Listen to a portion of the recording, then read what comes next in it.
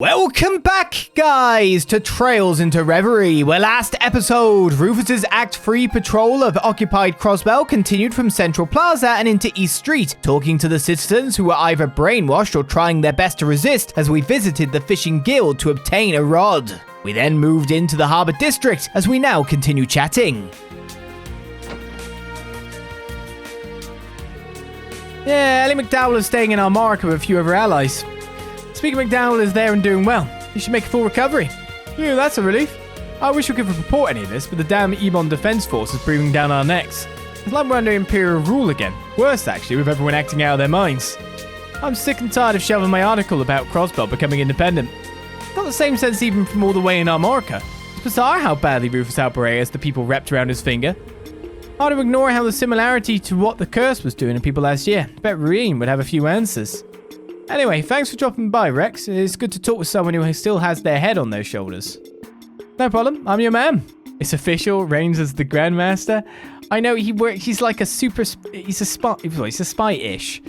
He's into his espionage. So of course he can sense more things. But is there any reason that as an NPC he looks into the camera like that? Is it meant to mean more or not? This is Grace we're talking about. We probably don't have anything to worry about, but still. Tom's just had to get cut off now of all times. Talk about rotten luck. I really hope Grace is hanging in there within the Empire. As a boss, it's hard not to worry with communications down on top of everything else going on at the moment. Now, I will say, I wouldn't be surprised if the games start getting meta more from here on out, but because of Zemuria, etc. But that's a bit striking. I can't believe some of my own reporters are demanding permission to write fluff pieces praising the Supreme Leader. Never in a million years did I think such bootlickers would emerge within our own ranks. Just thinking about it gives me a migraine.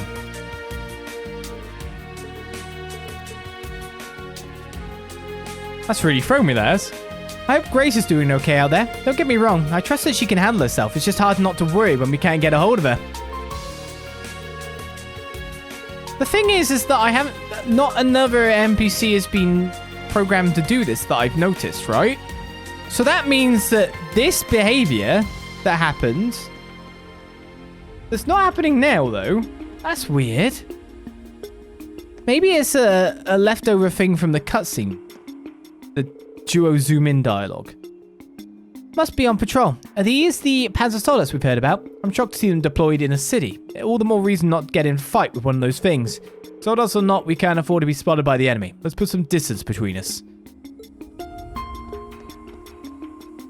So yeah, okay. That probably is some kind of programming error after the duel thing.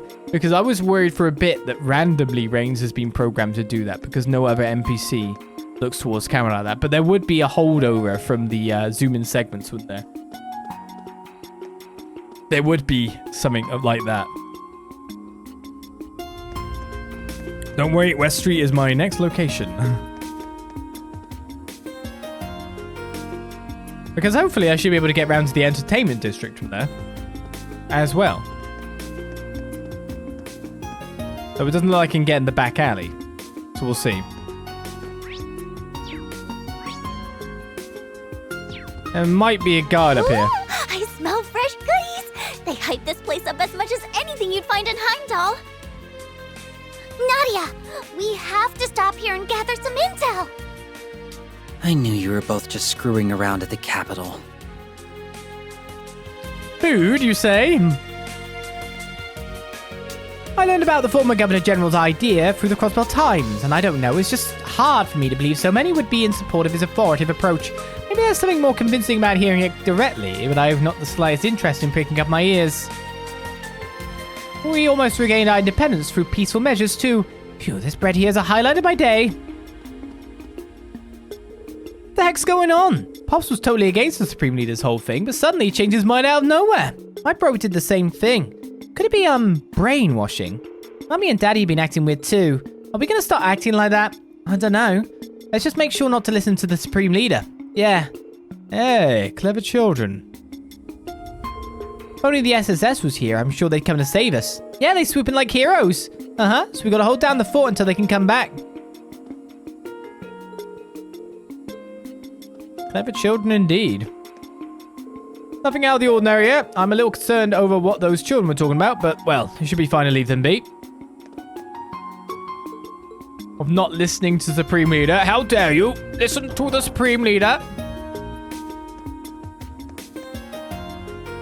Our newest menu offering is Bennett's Brainchild. Strangely, it's actually selling well. Not that it's necessarily a bad thing, mind. It just feels a little unsettling to see, you could say. Bennett's been blabbering some real nonsense lately, too. Makes me wonder what's gone into it. No, not Bennett. In fact, I've been seeing more and more folks acting strangely around town in general. Wait, an awful thought just dawned on me. I need to find a way to pull Oscar to the side and talk to him one-on-one. Devil's Food Cornet.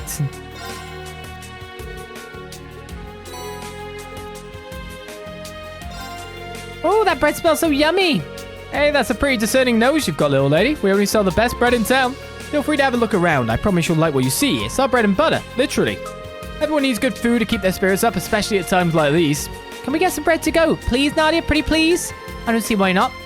What's that pitch black stuff over there? Well, that's our latest. Bennett baked it herself. She even made the dough from scratch. It's really good despite appearances. I just wish I could say the same about her attitude lately. I try not to worry about it, but she hasn't made it easy. Well, if her bread is good, then I say we have to try it. I hope you two remember we didn't come to Crossbell to eat pastries. We're getting distracted. Nah, it's my fault for boring them with my personal problems. Anyway, I promise you'll love anything we have in the shop. Feel free to grab whatever catches your eye. I'm glad people seem to be taking to my new chocolate bread recipe. Not that I'm surprised. I was praying for everyone to have a safe future as I baked, so I'd like to think that came through. Oh, if you're wondering why it's pitch black, that's because the color is inspired by the Supreme Leader and the Duskan Dancer. I hope and pray with all of my heart that the United Nation of Crossbell will become a tranquil country. Wait, just a minute, is she? Yes, this must be the brainwashing at work. It's taken a hold of so much of the populace. Everyone will think twice about threatening the United Nation of Crossbell again, so long as we have the Supreme Leader guiding us. Better yet, Oscar won't be forced to fight another war. That would be perfect. Peace and security are finally within our reach. Our. Yeah, sure, our. That new pastry Bennett came up with is mouth-watering on all fronts, which is all well and good, but it's not exactly what I've come to expect from her baking, you know? Oh, who am I to decide? I'm not some hoity-toity food critic. Far be it from me to critique. Besides, I'm sure Oscar and Morgs are keenly aware just how unusual this is for her. And now I'll just keep an eye on how things unfold at the bakery, especially when it comes to Oscar and Bennett in particular. Apparently, Bennett's new pastry is her way of showing support for the new Supreme Leader. I'll still buy it because it's perfectly delicious and all, but I've got mixed feelings about it to say the least. I bet. Alright, more of West Street. Not allowed to head down here. Up ahead is... I don't see any reason for us to go this way. We'd best go elsewhere. Sure. What about the Crawford family? There's going to be no one in here, of course, because we know where they're at. And we can't go upstairs. There's no reason to go upstairs. Well, there's equally no reason to go downstairs. Just like to point out, it should have, like, a different dialogue there.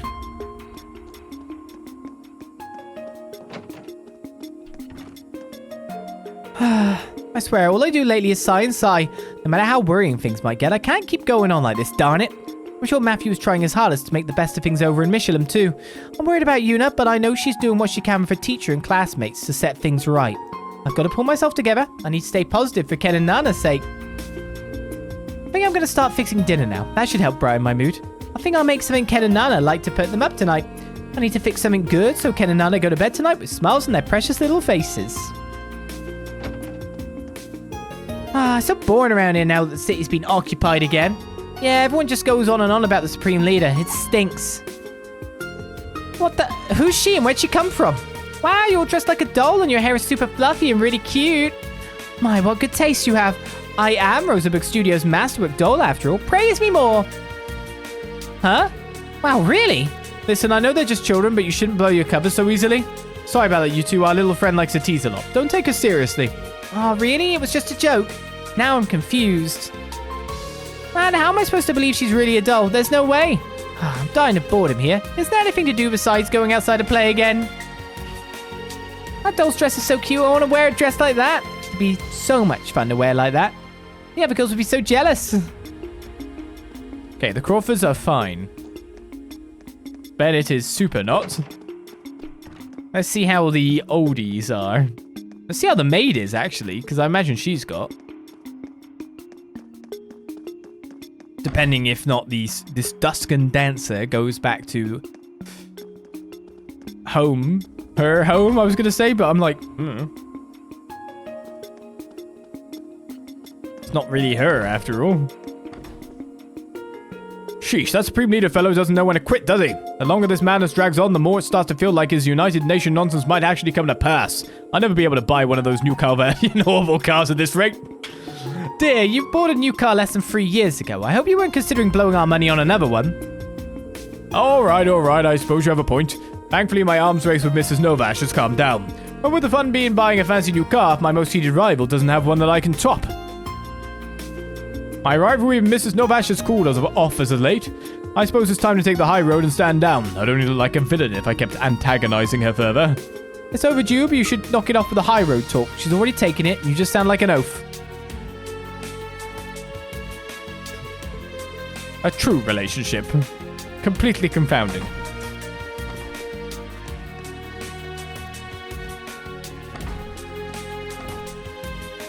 It's been a while since I've seen our upstairs neighbor Sully. Arkansas's been on hiatus, so I wonder what she's been up to. Knowing her, I'm sure whatever it is must be important and has her full attention. Underground? Yona? I'm incredibly grateful to Neston, the manager of the department store. He graciously agreed to hire my husband as a temporary assistant manager even though he had just previously retired. Our family was on the verge of running out of food and money without any way to return to Erebonia. His kindness saved us, just like our downstairs neighbours Olga and Levick. Crossbellans truly are such kind-hearted people. I was such a fool to think so lowly of Crossbell and its people until now. So ashamed of how I behaved before. Why did I ever think that way? Even at my age, I still have so much more growing up to do. I've approached many relationships in life the wrong way.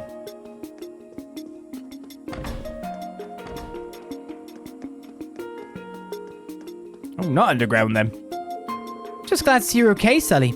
Here, the latest care package. I stuffed in the daily necessities as well. Thanks so much for everything, Sammy. The folks underground really appreciate it. On that note, have you noticed anything strange happening lately? Yeah, rains. No, not that I recall.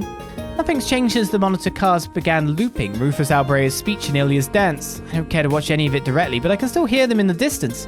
Never in my wildest dreams did I think Ilya would cause mayhem, or that I'd be doing everything in my power to avoid watching her dance. Seriously, how did it come to this? But never mind that, we've got to keep our heads on straight so we can bring her back to her senses. You're right, now's not the time to give up. Are they referring to Ilya Pladier? Yes, judging by that girl's body type, she must be a performer too. There are more people still in their right minds than I expected. Yeah. Guys must not be from around here. They don't recognize any of you at least. The whole city's on edge right now. I wouldn't go wandering around aimlessly if you know what's good for you. Seriously, what's gotten into Ilya? She still makes that dark stage outfit look stunning, but it's just not the same. Alright, we've nearly finished our West Street patrol, and I think that will be it for a session, if you know what I mean. Because we're about to read 2 more chapters of Moonless Morn. So get ready for your bedtime story. We've only got a couple of more people to speak to. As if we can even go in the law offices. So no Pete.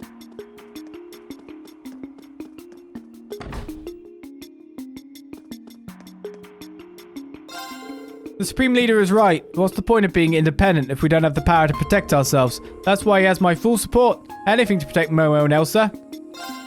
Oh, well. Talis is gone. We lost him. We lost him.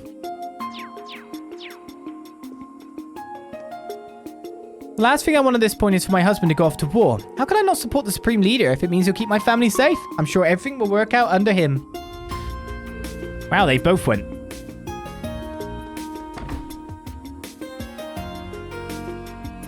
That was weird. Security looks tight up ahead. Mine's Mountain Path is up ahead, but we'll have to use another route. So we have to go through the admin district to get there. So that is West Street. Are you ready for your bedtime story now? A session comes to the end, another 14 episodes set. With Act 3 now begun. And we're now spending proper time with Rufus and crew. So, are you sitting comfortably? You should be. Unless you've been standing the whole time while I've been streaming. While I've been playing. While the video's been on. Maybe you're doing it while watching it while exercising. That's the point. Could be. But it's time for us to continue reading. Sit back, relax. Chapter 7. One people, one purpose, and a camera that worked perfectly fine. Seiyu could barely see Chunlan's back in front of her. The snow clouds above were thick enough to obscure the moon, and the wind blew hard enough to dry fragments of icy snow into even the tiniest gaps of their clothing. The drifts piling on the ground were now up to their knees, sapping their strength with every step. Februaries on Mount Whitecrown meant that blizzards struck with the ferocity of a temple guard, repealing any who dared to trespass on their sanctuary, and the years had only made them more violent. The Mitagi took this as a sign that the mountain spirits were angry at humanity for desecrating the blessings bestowed upon them by Adius. It would be easy to dismiss this as superstition, but the way in which the mountain swallowed up its prey in snow bordered on unnatural. Even the sound of each blizzard's fury was enough to drown out the most primal of screams for help, making rescue a fool's dream. In Mount Whitecrown's most recent display of rage, a single point of light marched through. It consisted of 3 travelers, speaking volumes at their peak, to only just hear one another. Damn, it's cold out here. Sure was an idiot for losing my first... achoo! Want a trade coat, Style? Don't be silly, Seiyu. No way I'd let you catch a cold. I got cloths to rub me down and warm me up, so I'm doing fine. Chunlan led the way, with Seiyu and Dao trusting the light of his lamp to guide their steps. None were dressed appropriately for such an environment. Chunlan had given his coat to Seiyu, leaving him with a thick, though not quite thick enough sweater to battle the elements. Seiyu was still woefully underdressed even with the coat, but she was still much better off than Dao, who had fashioned a pitiful covering by cutting armholes into a hempen bag. As the Mitagi lodged just up ahead, Chunlan urged, just hang in there. The only thing that inspired them to continue this terrible trek was that the route itself was short. Though the foreigners had no defense against the cold, they knew, as woodland wanderers would, how to navigate uneven terrain well. It was only this knowledge that helped them conserve the valuable energy they needed to keep up with the natives of the land. They reached the cabin around midnight. I almost don't know how we made it through that, Chunlan heaved with relief as they entered. You've got time to rest if you need it, though it probably won't be too comfortable. The cabin had been constructed as a supply stop for those climbing the mountain rather than as any formal lodging, consisting of a single room that groaned with every push of the wind outside. It did so even as Chunlan opened the door. He could feel the vibrations of its planks even with his gloves. It had ramshackled, it appeared on the surface, it remained firm in its foundation, indicating it was regularly cared for. Chunlan's mind wandered to Raiju once they were indoors. He imagined that, based on the direction it had gone when fleeing the Oni, it was likely hiding somewhere near the summit. That lined up with what he already knew of the beast. No one had found its lair in the areas inhabited by the bears, and the area in question showed evidence of lightning damage. Their best course of action, if they were to find it, was to resupply and strike out quickly to reach the summit by dawn. Chunlan turned to his companions. There's more stuff left here than I was expecting. Take whatever you can carry. So you can shove a short blade into this wooden hollow thing and make it into a spear. That was one weapon among the stock. That's called a Pakuro Nagasa, Chunlan explained. I'm sure I got that right. It's an offshoot of the knife I have with me. While he was busy gathering anything that was vital to their survival, Seiyu took a look at the hunting gear and specialized equipment in the farther corner of the cabin. She was quietly curious about her surroundings, both from a simple, innocent perspective and from a deeply intellectual perspective. Oh yes, fur! Where have you been all my life, you beautiful bastard? Dao, on the other hand, dived into the supplies with abandon, eventually caressing and curling up among a pile of warm furs. There was a fire pit in the center of the room. Seiyu approached. Looks like we've got an Reverie too. I'll go ahead and get the fire going. Thanks. Wait, where did you learn that word? Chunlan was puzzled as he continued sorting through supplies. It was already strange enough that you pegged me as a Mitagi at all. I learned Irori from this book, she responded, removing her book from the pouch at her waist. And the traveler who gave it to me was a Mitagi, the same person I told you about before. It was the book she had been so particular about when they first met, entitled Fundamentals of Indigenous Cultures. Chunlan found that the binding was quite aged when he took it into his hands and flipped through it, but it still held up very well over the years. Oh, this book is over 25 years old. The information would have been out of date to a more modernized cultures, but all that was written on the Mitagi was still very relevant, making it all the more apparent to him that their lives had not changed with the passing of time. The book contained the names, lifestyles, and beliefs of various cultures and ethnicities Chunlan had never heard of before, as well as objective insights from the author, adding a beating heart behind its logical prose. Seiyu and Dao's people, the Woodland Wanderers, were also mentioned. I found your people, Chunlan said, reading on with interest. You sound like a pretty peaceful group the way you're written here. He wondered again how the Woodland Wanderers had such a rare artifact in their possession and why they were guarding it. And most of that had been answered at full volume during their windy trek.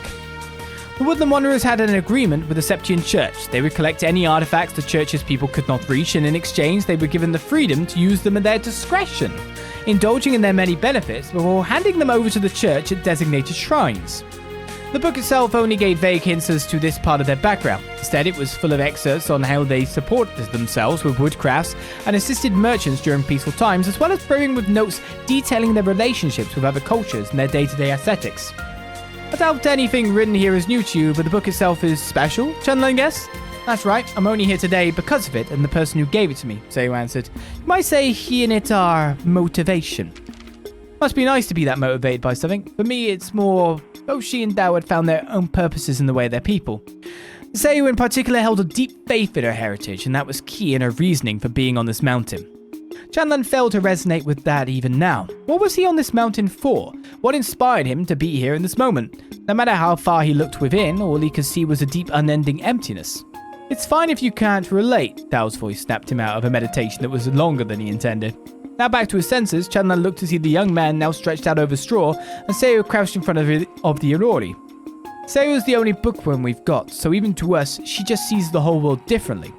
Seiyu's bigger perspective has helped me find my way more than a few times, Dao continued, standing to give Chunlan a charitable pat on the shoulder. So I get what you're going through. But you don't have to be set on something like her, or have any deep meaning in what you're doing right now if it's just not there. If you can't think of anything that motivates you, just do whatever you're doing now, and maybe in time that motivation will find you. Yeah, you're right. Chunlan was moved by words that were precisely what he needed in the moment to ground him. But now all we can do is do what we are planning to do anyway. Keep moving. He did not know when he would be free of the chains of uncertainty he found himself wrestling with. What he did know was that something had changed about the uncertainty itself, and his new companions were the catalyst to that change. Perhaps this would further lead to something, perhaps even leading to the same exact thing that birthed motivation in them. Their silence between conversation as they watched the quietly flickering life had been deafened by the wailing winds outside. But as the fire grew, so did its voice, and Jalan began to think that even through a blizzard too great for words, was still a straight, clear path. I don't know why it says two, he continued, when you buy them in twos. Chapter 8, In the Depths of His Memories. Listen, Chunlan, before we go after Raiju, there's something I want to say, began the young boy's father. We Matagi followed the ways of our people. In doing that, we respect this mountain and stand watch over it for beasts. Do you know why we do that? It was not the first time he asked that. In fact, he had asked this countless times, but never had he asked it while they were on their way to slay a beast, when even Kion Ulkis had failed. Rather than ask why his father, the current chief in the legendary hunter's absence, would bring it up now, Chanlan repeated his usual answer. His father never asked anything without reason, so the answer would come with time. The blessings of the mountain are the blessings of Adios. We protect them as to show our thanks to her. That's right, we believe this and we aren't wrong for it, but I think we have a greater purpose than even that answer. I want you to ponder what that is as we hunt Raiju. So what, does the old answer mean you've been full of it all this time? His father laughed. Sorry, Chanlan. I meant to save this conversation for after you become a man, but here you are hunting Raiju with me. It makes for a fine opportunity. The lesson continued as they ascended the mountain and were soon near the midpoint of Mount Whitecrown, an area where bears were known to live. No one knew where Raiju made its nest, so their only option in tracking it was to go to where it was last seen and hope there were tracks to follow. We are able to see tomorrow because we take the lives of other creatures. These creatures are no different. They fight to survive, and sometimes that means hunting us as we hunt them. Even Raiju, as it casts its monstrous shadow over the whole of this mountain, is no exception. Right, Chanlan responded pensively. After 20 years of hunting with Kionolkus, I came to a realization. We are on equal footing with the beasts. We may not be able to see eye to eye with them, but we understand that we face life as they do. We face life? Okay, so what does that mean? Chanlan was familiar with the concept of giving thanks to life and taking it, but there was something abstract about the concept of facing it. He was also not the best at wrapping his mind around the philosophical, preferring straightforward paths with simple direct answers. Anything that strayed beyond that risked him getting lost in his own thoughts. I don't think there's a singular answer to that question. The journey to try and find your own answer is as important as the answer itself. Without the journey, life cannot be faced. It would be meaningless. Meaningless? That's right. Face life. Accept it. Your struggles will reveal guideposts on your journey that only you can see. Young Chanlan thought about the obstacles on the path that made his life. At the same time, he considered the lives of others who had chosen different paths, wondering what their answers came to be through it all. Had those who left the village run away from the ways of their people, or had they chosen to leave after finding something that gave their lives meaning? But was there meaning in becoming poachers or trophy hunters for the nobility? He doubted it. This is going over my head, he finally admitted. Knowing that is a victory in itself. Pride blinds us from our correct path. A gentle expression sat on his father's face. There were moments when he was deeply stern, but for now, as he presented his son a question even those twice and thrice his age would wrestle with, he presented his softer side. What does this have to do with Raiju? Chunlan asked. I'm sure he didn't know this, but the hunt for Raiju is a dangerous one. The sound of their footfalls on the snow halted. Chunlan's father used the pause to give his son time to consider the reason behind their talk. What I'm saying is that we might end up as the ones being hunted this time, he continued. The risk of us losing our lives is higher than any normal hunt. Perhaps the odds are even against us. Do you understand what could happen, Chunlan? He nodded in response. He understood well, but he didn't want to put it into words.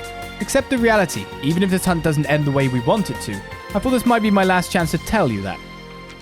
In his short life, he had come to have a very simple dream. Hunt Raiju with his father, protect the mountain, and surpass Kyun. It was a way he could show the other vagabond youths his age that there was meaning in the path they had not chosen. So how did this new course of thought his father proposed fit into this dream? Was it a new one that deviated entirely, failing to fit the curated mold of the path he chose to walk? The answer did not matter. It was not long until Chunlan lost it all, his dream and his father. What he found among the broken pieces of his life that came afterward was not any true answer to his father's question, but rather a realization that he indeed could not accept reality, leaving only a festering hatred in his heart. The rising sun stained the snow atop Mount Wycrown with a subtle gold, and the lone Matagi and two woodland wanderers carried more than their weight in supplies as they continued to heave and climb. The blizzard itself has blown over, but strong gusts continue to persist, bringing with it sheets of snow in what may as well have been the same thing. Each sheet reflected the morning glow, making them feel as though they were being assailed by brilliant motes of pure light. As planned, they arrived at the summit just as dawn was breaking. Their speed was aided by the fact that woodland wanderers were light on their feet even when weighed down by seemingly endless amounts of gear. Now that they were dressed properly for the weather, they could tackle the cold with a speed that put even a local to shame. They still knew nothing about Raiju's location beyond it being somewhere within the vicinity. It was unclear whether they should first scout the place out, planning their next move carefully, or if they should strike as soon as they caught sight of the beast. Chunlan and Seiyu continued to discuss options as they moved. No matter how he tried, Chunlan could not calm himself down. It had nothing to do with doubt in his or his companion's abilities. It was that the yet-to-be-seen foe they were hunting had the kind of strength that made even the most thorough plans seem insufficient. We're finally going to have the last part. Been divided for so long. Right? Dao chimed in agreement with Seiyu's musings, and if things go smooth enough, we might even finish up that bastard who keeps tailing us. Finally be able to face all the people he killed. I'm kind of excited to see what it does when it's complete. The Blade of the Thunder Heavens sure makes it sound like it'll be impressive to me. Well, began Chunlan Riley, the Oni will be the perfect test subject once you find out, won't he? Neither Seiyu nor Dao were particularly distracted by the suggestion. They remained focused, their eyes looking straight ahead, with no immediate dangers on their mind to stand in the way of their goal. In Seiyu's case, retrieving the last part for the cylindrical artifact was not optimism, but the next step that was simply going to be. The Woodland Wanderers and the values they acquired from their tight-knit environment fascinated him. On the surface, their traditions were simple. They patrolled the eastern side of the continent, retrieved artifacts and passed them along to the Septian Church, and yet each cycle of this journey was riddled with value and supplemented by countless customs that had long been passed down from generation to generation. Even as Seiyu and Dao made slight deviations from their people's path, they balanced it by continuing to respect and adhere to their many traditions and values they had long loved and accepted. What did he value? As he observed them, Chunlan thought back to the days when his father was still alive, when he had a simple, pure goal. When he had that goal, he never felt a moment's resistance against the ways of the Matagi. What do I have now? He wondered aloud. His purpose was shattered, leaving behind a constant feeling of questioning the nature of life itself in a puzzle he was no closer to solving now as he was then. The only thing sustaining Chunlan through his days was that it was natural for the body to breathe, eat, and sleep. Eating these two was an outlier to his daily routine, and one that sparked something in him that he had not felt in a long, long time. Could these strangers who possessed what he lacked lead him to reunite with that feeling of having a purpose in life? Look out! Dao's shout snapped Chunlan back to his senses. In that same instant, he felt a light jolt and something impacting his body. Dao! Cried Seiyu. Dao had shoved both Chunlan and Seiyu aside, and a heartbeat later, lightning flashed in an explosion near him. Something struck the youth like an invisible wall, throwing him to the ground, and smoke rose from his skin as convulsions coursed through his body. It was the worst possible outcome among their discussed options. Raiju had attacked first. Dao, are you alright? Yeah, I'm just glad you're okay, Seu, Dao croaked. My body's numb, but Granny Haku's charm is nothing to sniff at. I think I can even stand. Seu realized and vocalized that the paint he had covering his body was a ward that must have been an insulating resin. After confirming that Dao was well and calm, Chalan retrieved his binoculars. Sorry, Dao, I let my guard down, he said. Don't worry about it. Even if you notice you might not have been able to dodge it, just focus on finding it. He wasn't able to make the same mistake twice. He knew if the King of Thunder could see them, then they could see it as well. There. He found his longtime nemesis. It was a fitting throne for the conqueror of the land and wielder of lightning through its very claws. At the highest peak of Mount Whitecrown, looking down at them, was Raiju. And so, finishes Chapter 7 and Chapter 8 of Moonless Morn, and another session of Trails into Reverie. The question is, of course, is this a book that will be relevant in the future or not? Because, of course, there's more to the east of Calvert itself, right? Which would be our next destination, obviously. So the question is, will we go there at some point? Will we be embroiled in this with Matagis? With woodland wanderers and stuff? We will see. But that's for years to come. That's for the distant future of this long-running franchise. So, hopefully we all enjoyed our endings of our Act 2s, our start of our Act 3, our reveal of a certain Rufus Alborea, the fact that there is 2 of them around the place, as the Crossbell Patrol has come to an end-ish. We head into the admin district next time. So, hopefully you'll join me then, and we'll see what the other routes have for us as Rean goes to Nord and Lloyd somewhere after events. We'll find out. Armorica probably is the base of action. We'll find out next time, maybe. Depending on if routes change up or not. We'll see. On Trails into Reverie. I'll see you guys next time. Good to go. For more. Bye-bye. Thank you for watching.